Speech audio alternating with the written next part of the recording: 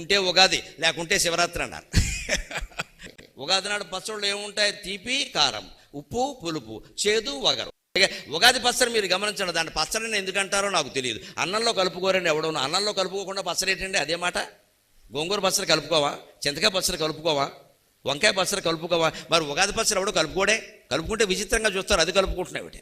మరి కలుపుకోనప్పుడు పచ్చడి ఎలా అయింది?